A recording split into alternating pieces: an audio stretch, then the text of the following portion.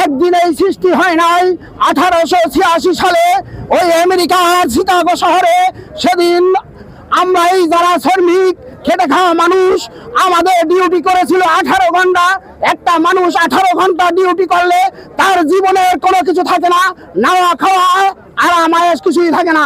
সেদিন সেই 18 ঘন্টার বিরুদ্ধে আন্দোলন করে শিকাগো শহরে মাত্র 8 ঘন্টা ডিউটির দাবিতে সেদিন ওই শিকাগো শহরে আমাদের মতো অনেক শ্রমিকরা জীবন দিয়েছে, রক্তে রঞ্জিত হয়েছে শিকাগো শহরের রাজপথ। সেই রাজপথে রক্তের বিনিময়ে আজকে আমরা এখানে 8 ঘন্টা ডিউটি পেয়েছি।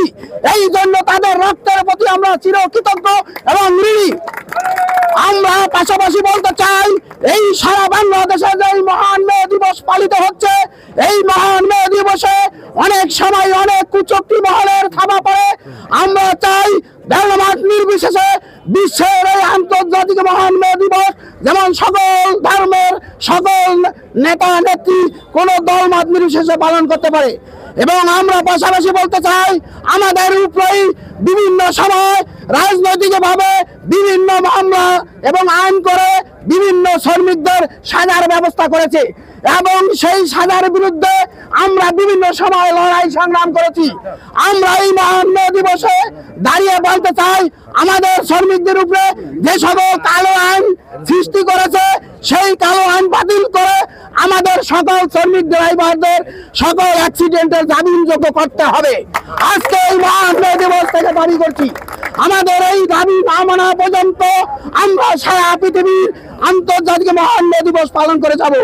তাই আজকে বলতে চাই, আমাদের মে দিবস যেভাবে সবল সার্থকভাবে পালন হয়েছে সকলের প্রতি কৃতজ্ঞ। এবং আজকের এই সর্বশেষ আমাদের এই শ্রমিকদের উদ্দেশ্যে, এই সকল শ্রমিকদের উদ্দেশ্যে শুভেচ্ছা বক্তব্য রাখবেন এবং সভাপতি দিক নির্দেশনা দিবেন।